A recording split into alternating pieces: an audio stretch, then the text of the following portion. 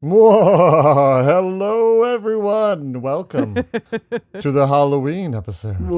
We made it. I can't. Oh, We've God. been doing weird. I mean, we always do weird, but we do a little. We throwing a do lot of sort of weird and we do extra spooky stuff all scary month. things. I love October. It's my favorite month. And now today we also have to say finally, happy birthday, Happy Rachel. birthday! Yay! I'm a whole 31 years old. Look at me go. Congratulations, amazing. I got something fun for you I'm here excited. this week. Oh, good. It's not so much in honor of your birthday, Rachel, as it is in honor of the greatest of holidays, Halloween, which is just days away. And I'm sure, a lot of the listeners, probably not all, because people listen to this around the world, and Halloween is not as big a deal in other parts of the world, though it is growing. Tragic. But I'm sure a lot of our listeners, especially those in the United States, have memories of going door to door with either like a pillowcase or one of those plastic orange pumpkins and getting a giant score of sugary candy. Does this sound correct? Yes. Yep. I will say that it seems to be proportional to age because when I was younger, I got more candy than I did when I was like 10. And is that just that you were smaller, though? I was Did it seem smaller. like more? No, I filled the seemed like more. pillowcase. Interesting. We did hit a college campus though, so that Okay. might be it. That might be it. Well, I want you to imagine in this scenario, you've already gone out to your, all the houses and gotten your candy. You've already fully sorted and swapped candy with whoever you were out with. And so you have all your favorites. And now you're on a mission to get fully sugared up and enjoy the Yes. other part of Halloween, eating the candy. Yes. Maybe you watch a fun movie like Casper the Friendly Ghost, or perhaps, like in my family, you sit down to watch the R-rated slasher horror film Halloween with your 5-year-old. Okay. Explains a lot Yeah. about you, Kirk. Yeah, Doesn't true it? story. I watched Halloween when I was, I believe, just 5. I turned out fine. Good job. So imagine, though, that you're sitting in the dark watching a movie about a man in a William Shatner mask terrorizing a small town with a knife, and you're unwrapping each candy in turn and popping them into your mouth. Some you can perhaps tell by shape what they are, while others are a mystery until you bite down. Snap, crunch, ooze, maybe even a squirt. There's many sensations you can identify: a Kit Kat, Milky Way, perhaps Gushers. Here's a box of crunchy nerds. There's a small envelope of jelly beans. What's this? Is it a Nestle's Crunch or a Hershey's Crackle? Well, you're munching down on your snacks when you bite into something unfamiliar. Uh-oh. It has a crunchy outer coating and a gooey inside, but it isn't nougat or caramel. What is it? It isn't even sweet. You turn on the light to look and see you've just taken a big bite right through the middle of a giant cockroach. Oh, no, Kirk! Oh, No. Kirk, You know I have a Kirk. cockroach phobia. Oh no. Oh, the crunch was, of course, the no. exoskeleton. The gooey insides are literally just the gooey insides of a cockroach. Oh, Now, that sounds pretty gross, right? Did this happen to you?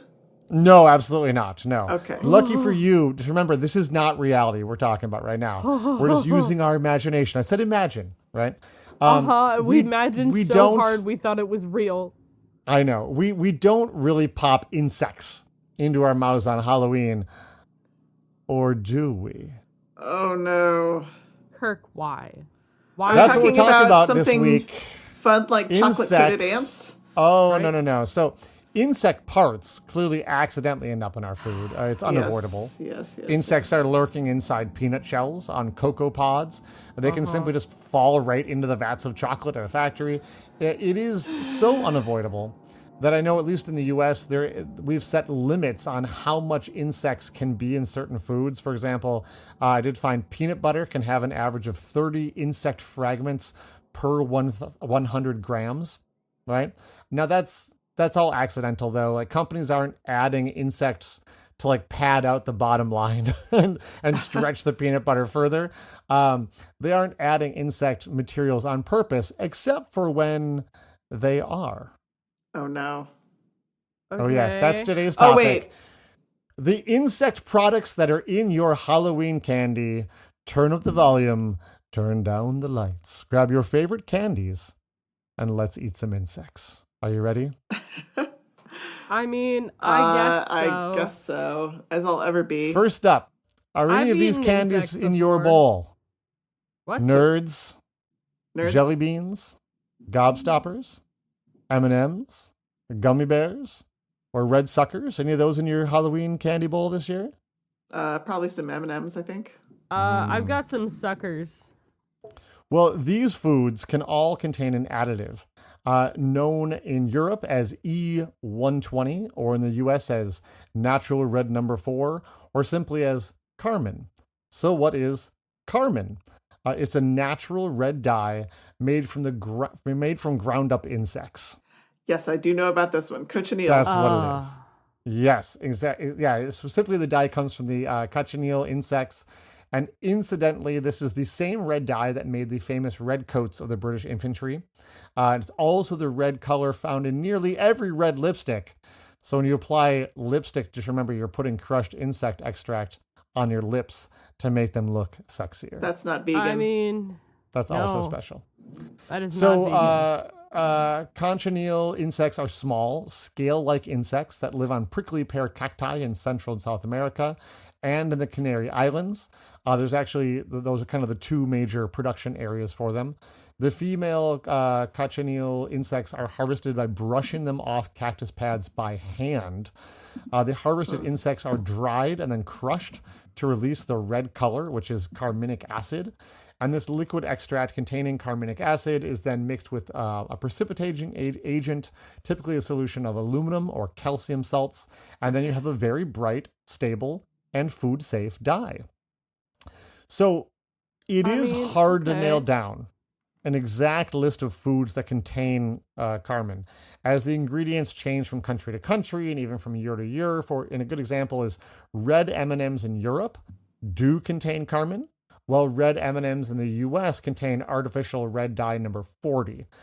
Though I have to tell you, Mars said they are switching all M&Ms coloring in the US to natural coloring by 2026. So here in the US, we may be seeing a switch to carmine or natural red number 4 soon. So maybe for next Halloween, here in the US, we'll have red M&Ms colored by insects, which is really special. It's all natural. It's all natural. This may sound gross, but you know what? People like colored foods, and studies have even shown that insects before. Oh, I've eaten grass. I've eaten crickets. We've done that at work, where we will take crickets and dry roast them and then dip them in chocolate and have kids eat them as like a dare kind of thing. And they're nutritious and good for you. And I said, this may all sound kind of gross, but keep in mind, people really like colored foods. And studies have even shown that the color of your food can affect how you perceive the flavor. Yeah. So you have the same thing, one with coloring, one without, or different colors, and it'll completely change how you perceive how it tastes. At one time, natural coloring agents like carmine were the most popular food coloring method, and once synthetic alternatives became available, many manufacturers switched to the synthetics because they were cheaper. Remember I said carmine, the insects have to be brushed off by hand off of these cactuses. Well, eventually, we did learn that some of those synthetics, while they were cheaper, also had health problems associated with them, such as potentially causing cancer. So there was a swing back to more natural coloring in a lot of things, but there are challenges there too, as vegans don't want to eat insect-based colors. You mentioned earlier that some different lipsticks and things are not considered vegan because of the insect-based color in there. It's also considered forbidden or haram for some Muslims as well. So we're seeing a switch to a lot of plant-based colors. But the problem is they usually aren't as bright. And if you want to see an example of this, just take a look at the muted colors of Fruit Loops in the UK compared to the really bright colored Fruit Loops in the US, and you'll see the effect that different colorant choices can have on products. And, the colorants can actually change flavor too. I know, for instance, my kid was a huge fan of Kraft macaroni and cheese. And in the past few years, they just switched to all natural colors instead of artificial ones. And a lot of people have complained that the Kraft mac and cheese doesn't taste as good anymore. It tastes terrible because the natural colorants have probably what it is more flavor than the artificial ones do. So I know what you're thinking. Okay, well, I don't have a lot of red candy in my bowl. I'm probably safe from eating insect products on Halloween, right? No, think again.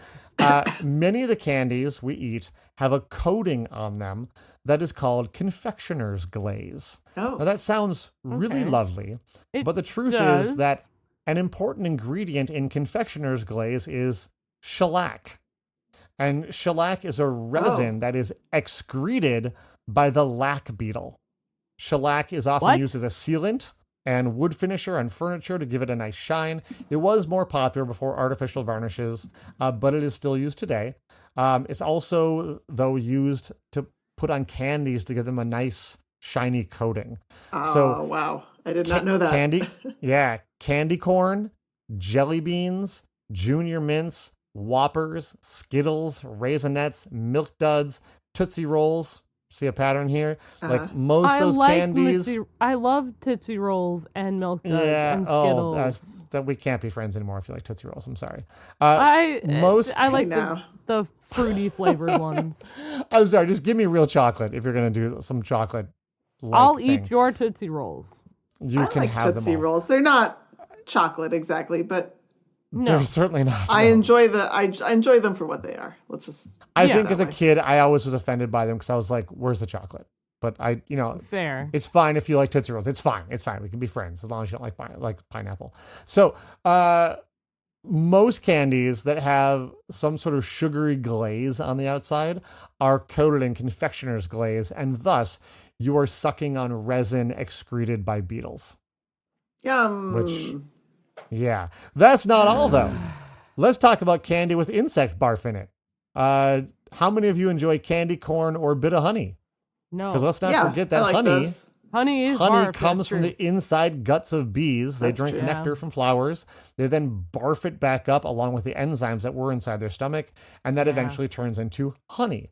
So Mhm. interesting, we actually have less candy with honey in it than we used to because honey is expensive and Yeah. corn syrup is cheaper. Yeah. Candy corn, especially Brock's candy Gross. corn, which is a big brand, where we are, is arguably the most popular brand of candy corn, I believe. They do still use honey. So if you like candy corn, you're getting a double insect whammy. As remember, it's also covered in shellac. So you're I don't really like getting all candy your corn, so we insect- are that- good. You're safe. Yep. Candy corn is divisive. It is divisive. I It do really like is. it Divisive. if it's fresh. I But it's very, go back- very sweet. Yeah, I try it every once in a while to see if my taste has changed. And you go, nope, still don't like And it. then I go, nope, not Now today. the truth is that all of this is totally fine. Eating insects and insect extracts is perfectly normal, and humans have been eating insects often just like the entire insect, right, for millennia. Insects are a highly nutritious food source that are regularly eaten by many cultures around the world.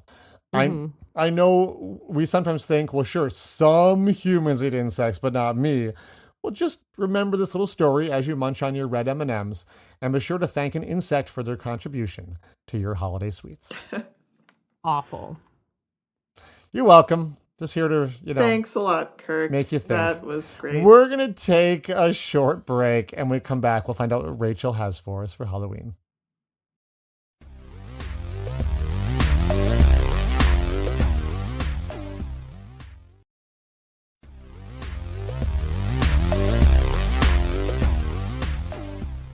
Welcome back, everyone. So, for Halloween, today's story begins with a mystery. Ooh, I love a mystery. Oh, yeah. I love it. In 2014 in Russia, a father goes down to the basement to retrieve something they had stored for winter. He didn't come back. It was supposed to be a short trip. Wait, Oh, wait. okay. Uh-oh. He went to the basement? He went to the basement. Was it a ghost? No ghosts. So he didn't come back up from the basement. So his wife obviously is like, yo, where's my husband? She went Right. down to see what was taking him so long. She Like, as also you should. didn't come back. Carbon monoxide? After waiting a bit, their oldest son, who unfortunately was 18, went down to the basement to see where his parents had gone, the son did not return to the rest of the family that was upstairs. Uh-oh. Oh, boy. The father's mother, then thinking something is up, something's going on, called a neighbor for help. And then, before any help could come, also went down to the basement. Don't go in the never go in the she basement. Did not return. She left the door open, which left the 4 family members to be then found dead by the youngest, who unfortunately was an 8-year-old girl before police arrived. What do you think happened? Carbon monoxide? Yeah, that's a good guess. Okay. This seems like Not one of those carbon monoxide. One of those enclosed space situations where people keep on checking on the next person and they some succumb kind of to like a lack of oxygen, gas situation or lack of oxygen. I do have a guess, Rachel, that I like randomly saw in a Reddit comment like yesterday or the day before, which is gonna. Do you want me to say it? So I want you to go ahead and do. Let me do the one. No. I want you to say, I'm going to give you all both a little bit more. So each member of the family, upon going down the stairs, fainted. And then, as they had presumably closed the door behind them, fell victim to what you said, Victoria, a buildup of gases that had replaced the oxygen in their basement. Was it potatoes? Potatoes! It was. That's potatoes. what I was going to say. Yeah, it's potatoes.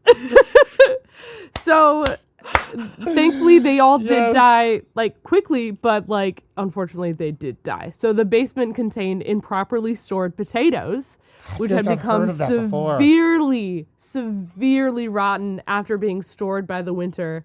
So, what on earth happened, y'all, right? So, yeah, my episode is about potatoes and how they actually could kill you. Killer potatoes. Killer potatoes for this Halloween episode. So I actually really love potatoes. I love any form of potatoes. Yeah. They're so good. Phenomenal.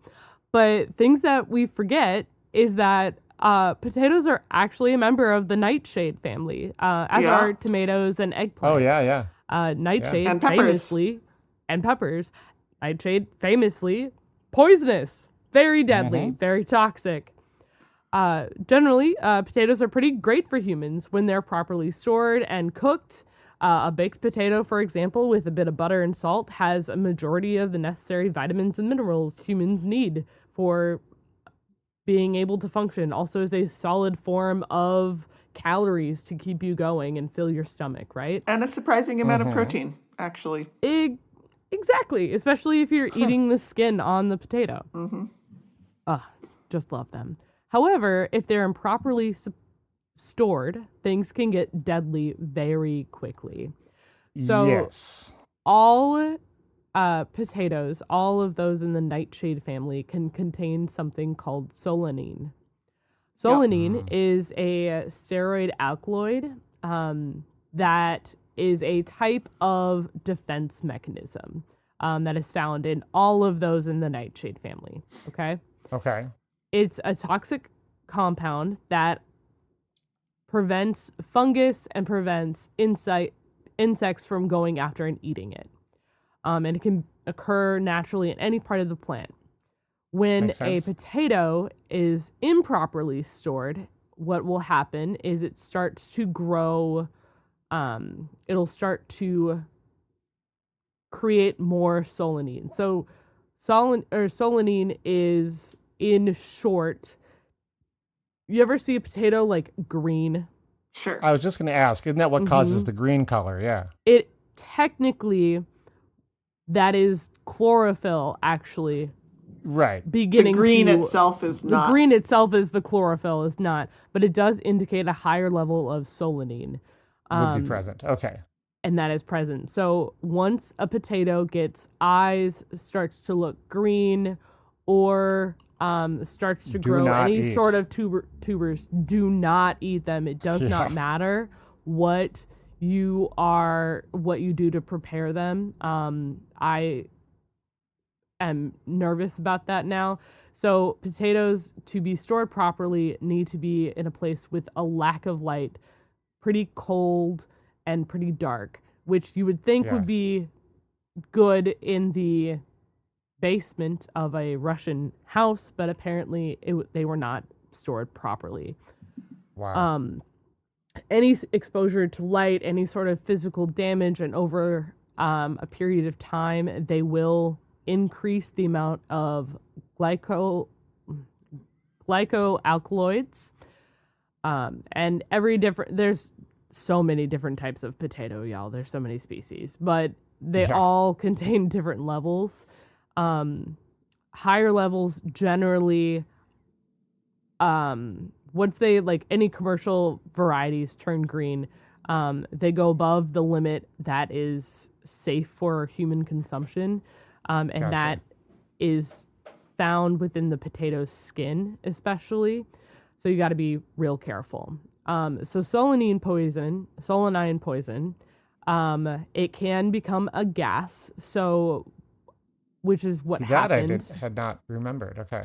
Yes. So over time, it can be like they need to, in order to create and use more of the solanine in the potato, you have chlorophyll, so there's some light in that space.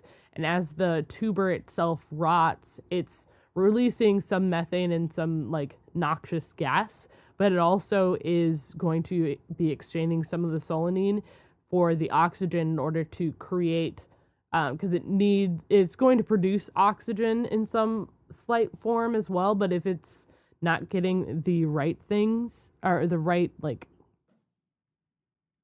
combination of light and such, it's going to use more of the solanine. So what happens is it is a saponin, which is the chemical family. So it's a organic chemical that it's in a lot of plants that are in, like, the bark and the stems and things. So if you eat enough of it, what happens is you can become nauseous, a lot of gastrointestinal issues, so you can become have nausea, diarrhea, vomiting. You can have severe stomach cramps, cardiac dysrhythmia. It can cause nightmares, headache, oh my gosh, dizziness. It can cause thyroid problems. Yes.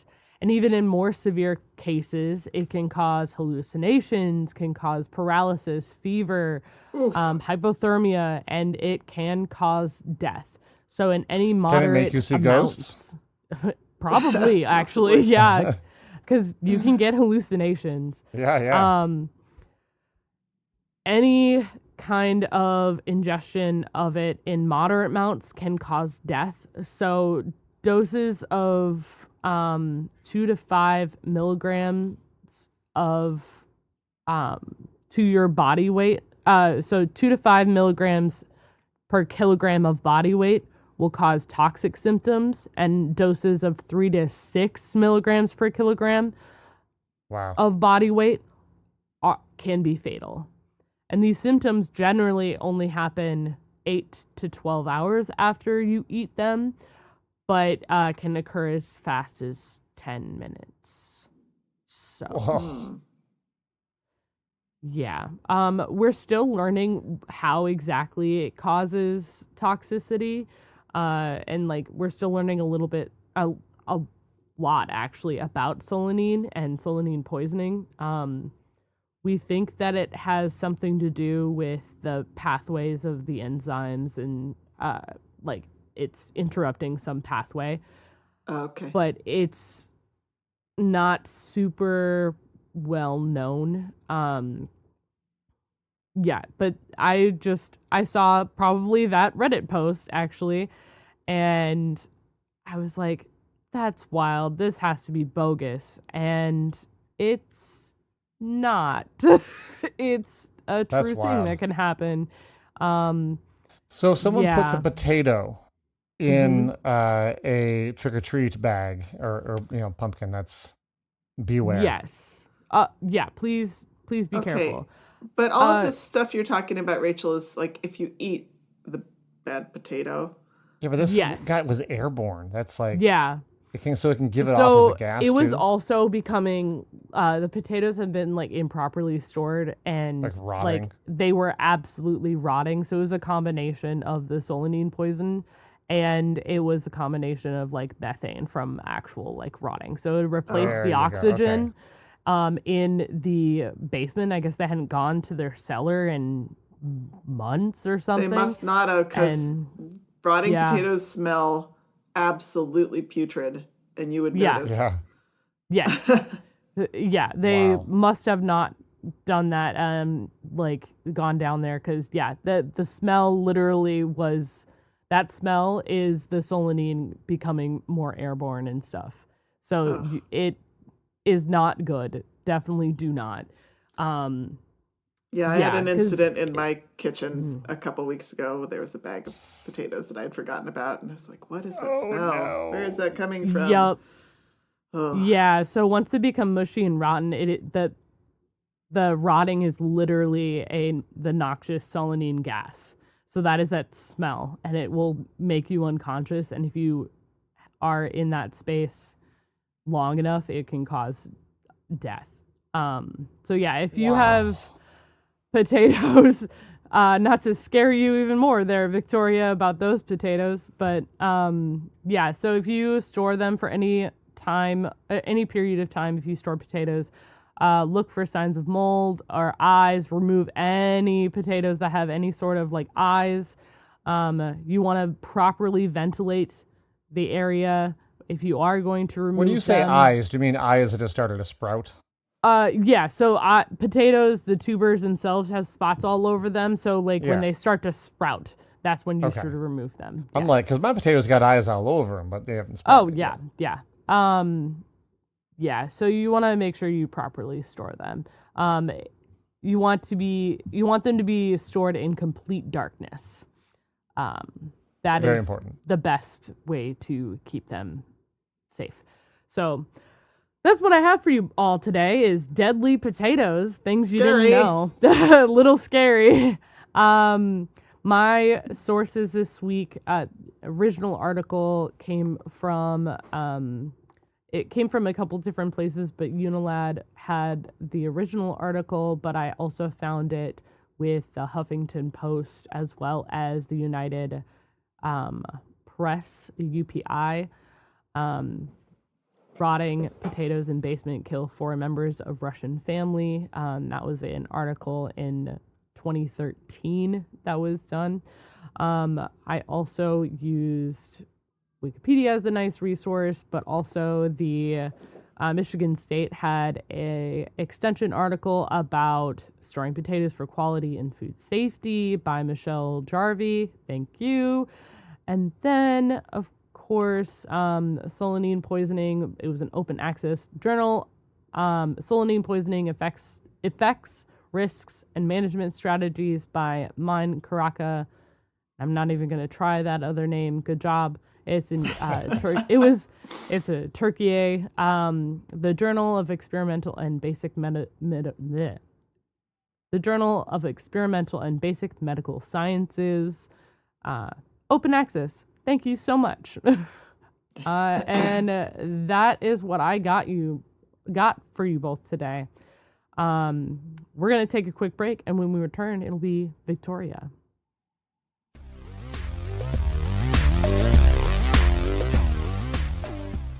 Hey, we're back. All right, to wrap up this episode, my topic today is a Halloween threefer.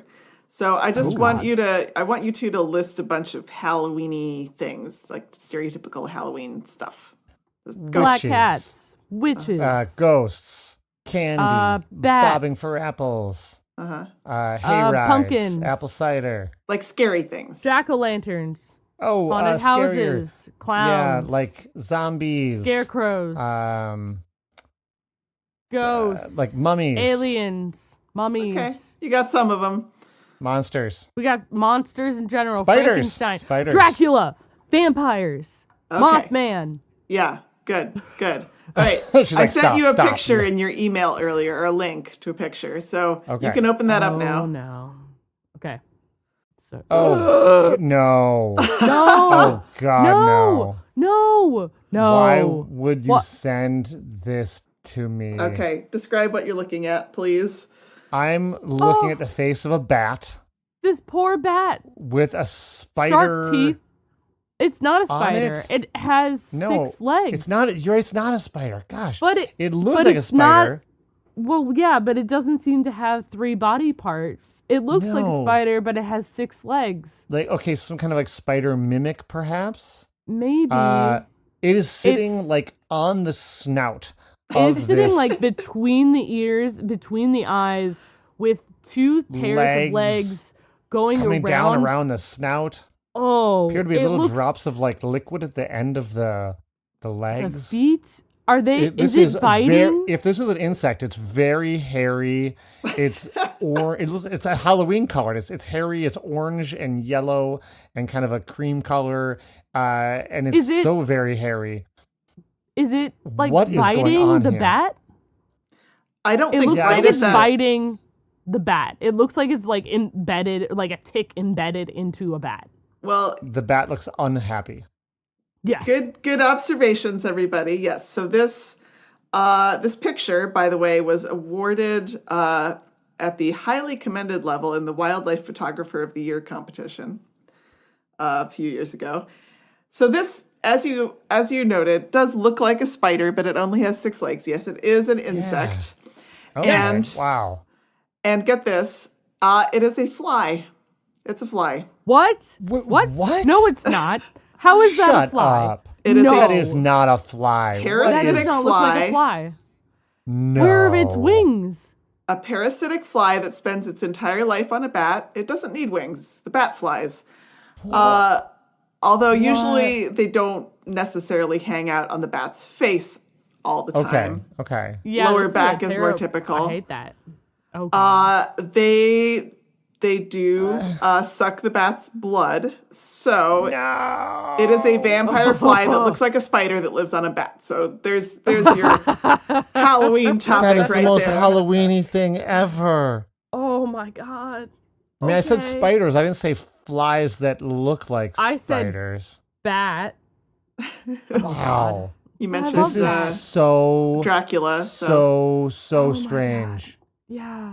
Oh my God. Now don't you know what see to why make of my this. Prion episode was not my Halloween episode.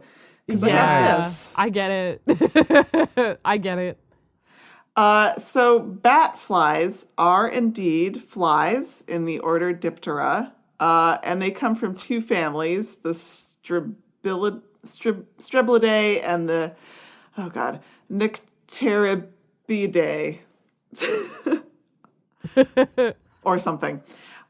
Generally speaking, they have these spider-like bodies, reduced eyes, in some species totally absent or just like reduced to very basic eye spots that can sense only light and dark. They have a very hard exoskeleton, as you can see from the picture. And they have lots of setae, bristles, that they use for an enhanced sense of touch to move around because they don't see very well. They also have a good sense of smell, as you would expect. And the reason you couldn't really see 3 body parts is because their heads are very tiny, and in a lot of species, they stick sort of up from the top of the thorax. So there's like a little nub. If you look, that's its head. Okay, I did see the nub, but I wasn't sure. Yeah, I don't think that fly is actually biting the spider in that moment in the picture. Well, that's very nice of it, not to bite him right in the face. Yeah. I think it's gonna bite it in the face. Some species are totally wingless, which, as you say, like very strange for a fly. You expect flies to have wings because it's right there in the name. It's a fly. True enough, yeah. But other species do have wings that they use and then shed at a different stage in their life cycle. They also have incredibly grippy little claws on their feet that let them cling extremely well to the bat host And they can also run extremely fast all around its body. Awful. I hate that. They can run around the body of the bat very fast. God don't bless. Like that. There's a YouTube channel called The Ant Lab, which is super nerdy. I love it. I just discovered it with this researching this episode. And the guy who runs this channel, I think he's an entomologist, I would hope so. He went out in the field with bat researchers because he had heard about bat flies and he wanted to capture one and get it filmed in the lab. So he did this. And after they captured a bat and it had one of these parasites on it, and he was filming it, and you could see it just like skittering around in an incredibly fast and creepy way all over the bat's body. It was unbelievably speedy. Hate that. But he did also get it into the lab, and he took video of it that he then slowed down by like, I don't know, a factor of 6 or something. Okay. So you could actually see how it moved. And they have a very strange walk. They raise each front. They have a tripod walk, which is very typical for insects. So 2 legs on one side, 1 on the other, and then alternate. But they raise their front legs up in the air, sort of like a goose step kind of thing before stepping down. And they actually retract their claws up, kind of like how they move them upwards with each step. Huh. And when they're separated from their host, as they were for this filming episode, they stand up on their hind legs and wave their front legs around in the air, which is sort of like ticks do when they're looking for a host to grab onto. Oh, I hate that. Yeah. Makes sense. But also, bat flies only leave their hosts to give birth, or I could not find anything out about how they mate and when. So maybe males leave to mate as well. But I say give birth, and I mean it. They give live birth? They give live birth. The female bat fly gestates a single egg inside her body. Okay. In her uterus, I guess. It remains inside her as it hatches, and she feeds it from a milk gland. Call back to my episode about non-mammalian milk. Sure. So I think I looked back at my notes for that episode, and I had actually mentioned the tsetse fly, which also lays a single egg. Okay. Yeah. And has milk gland. And they are from the same superfamily of flies, actually. Oh my God. All of which are blood-sucking parasites that give birth to a single live young. I mean, tsetse flies are like, they don't spend their life on their host. They fly around to different... Yeah. Like mosquitoes. Still. Yeah. Oh my God. At any rate, the larva continues to grow and molt inside her body. And right before the larva is ready to pupate, she leaves her host bat and gives birth to the pupa in a safe place. All of this takes place within the bat colony, presumably as the bat is sleeping. Then she goes right back to her host. And when the adult baby fly emerges from the pupa, it is right there already in the bat colony, so it doesn't have to go very far to find a host. You can see kind of why there's this reproductive strategy of only a single egg, because the single egg has a pretty good chance of surviving because of the lifestyle. Yeah. Yeah. And bat flies can become pregnant several times over the course of their life. What? Yes. I saw this picture and I started looking into it, and the more I found, it was just weirder and weirder. So that is truly bizarre. Could not pass up sharing about the vampire spider bat fly for Halloween. That's awesome. Yeah. Oh my God. Yeah. Jesus. We will try to include a photo of one in our newsletter. Yeah. Yes, we will. My sources this week, there was this great article from the UK Natural History Museum from April 2021 by Emily Osterloff that included that picture. And that YouTube a video from the ant lab that I mentioned about bat flies, and then a bit of background information from Wikipedia. And I think that wraps up our Halloween episode this week.